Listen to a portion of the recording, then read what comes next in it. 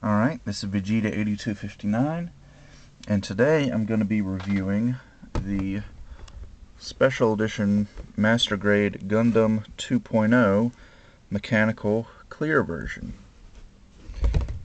And I got this kit several months ago, and I had the intention of painting it before reviewing it, but I just got caught up painting a lot of other kits and with schoolwork and real work and all that other stuff, so I just decided to go ahead and review it because I don't even know when I'm going to get around to painting it. Although I have done just a little bit of painting, just the eyes and the forehead cameras. So anyway, this is a Bandai Pro Shop Special Edition. It's exactly the same as the normal RX-78 2.0, except obviously it's in clear plastic. Not all in clear plastic, but there's actually 3 of these clear RX-78 2.0s out there now. There's one that the white parts are kind of a clearish milky white, and then the colored parts like the red, yellow, and blue, they're in clear red, yellow, and blue. Now this is the mechanical clear version, so the inner frame is done in kind of a gunmetal color and silver. So it's got 2 different colors for the inner frame, and then all the outer armor panels are done in just straight clear. There's a third version which just came out recently, which is almost exactly the same as this one. The only difference is that instead of clear armor panels, it's got kind of like smoke clear. They're kind of a clear gray, I guess. And I think they call that the mechanical smoke clear version. So just be careful that you don't confuse that version with this one, because I think they're pretty easy to confuse if you just look at them at a glance. Anyway, I guess there's really not much to get into for colors. Although I would like to point out the difference in these 2 silvers they used. Let's see. Here. I'll just pop this leg off and take the armor off of it. And here's a perfect example. Alright.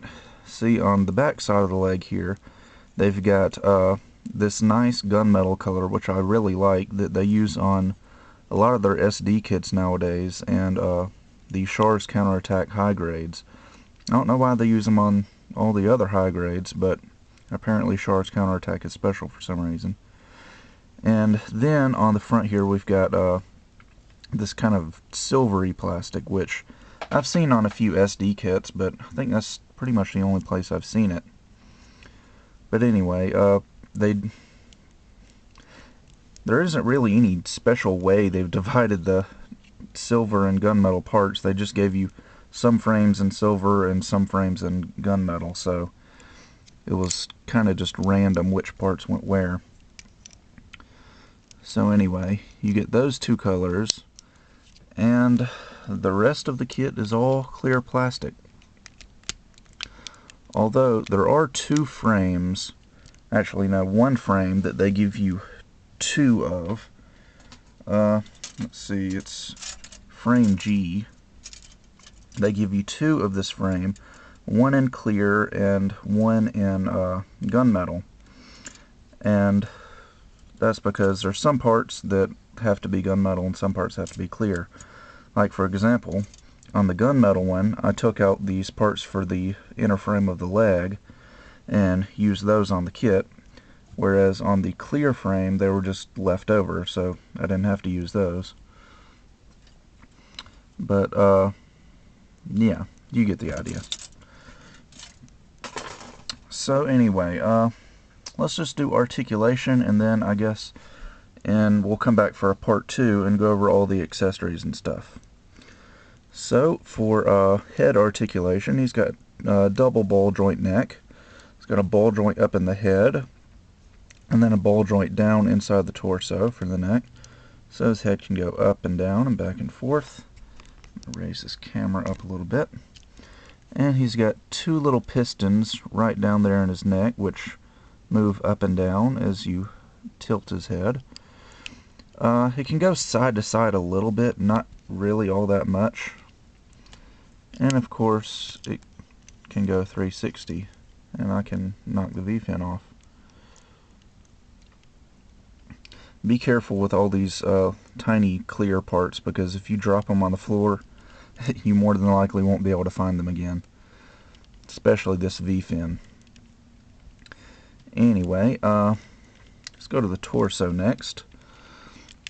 Torso has a kind of a weird, like, rocking chair type waist joint that lets the whole skirt armor move aside from the crotch piece here, so it can all go forward and back. And then there's also joints in the torso that lets it go forward and back a little bit more, and side to side. And it can rotate a little bit, not very much. It only goes about that far to each side because of the core fighter in there.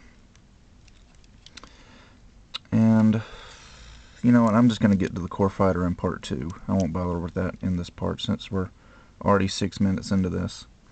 The beam sabers are on a little, I guess, yeah, it's a ball joint in there, so they can rotate and all that stuff. The shoulder armor is on its own little hinge, so it can come up, and the arms can come out about that far. There's a joint inside the torso that lets the arms come forward like so. Can't really go back very far though. And of course they can rotate 360. There's rotation below the shoulder. Double jointed elbow gives a full 180 degrees on the elbow joint. And of course he's got the 2.0 style master grade hands. I've got a double jointed wrist with a ball joint down here and a hinge up inside the hand, which lets it go back like so. And then we've got ball joints on the thumb and each of the 4 fingers, and each finger has a joint in the middle of it. Let's see, next up I guess we would have the skirt armor. Skirt armor is on actually little double joints. It's a little ball joint that connects to the waist, and then there's a hinge that connects it to the actual piece of armor. So they can go up and down and rotate just slightly, not much. Mostly they just go up and down. The rotation was cut out a little bit for the 2.0 design. And like I said, they kind of rock back and forth depending on how you move the model kit around. Oh, I forgot to mention the cockpit hatch opens, and just like on the perfect grade RX-78, this little door right here slides open and closed. For the hips, they are on a peg system, so the legs can go up until they hit the skirt armor. They can go back until they hit the skirt armor. They can go all the way out until they hit the skirt armor. Again, they could go all the way up and touch the arm if the skirt armor wasn't there. There's rotation below the hip joint. Double jointed knees, which let them bend a full 180. And since we have the advantage of clear armor, you can see all the little pistons and things working inside the model kit. Let's see, next we've got the ankles, and let's see, there's a joint up in the leg and then a joint down in the foot, so they've got some double jointed action going back and forth, and forwards and back like so. It's kind of hard because the foot's got so many joints it won't stay still. Anyway, forward and back like that. And again, you can see all the little pistons and things inside the ankle joint. The ankle armor can go up and down, and the front part of the foot can go forward quite a ways, and the very tip of the foot can go up and down as well. And the back of the foot can move up and down just a little bit as well. So definitely the most posable RX-78 that Bandai has made.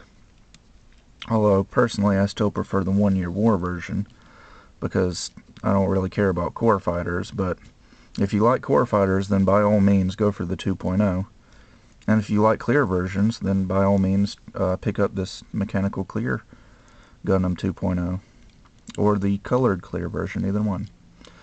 So, yeah, I'm just going to end it here, and we'll come back for part 2 and go over some accessories and stuff.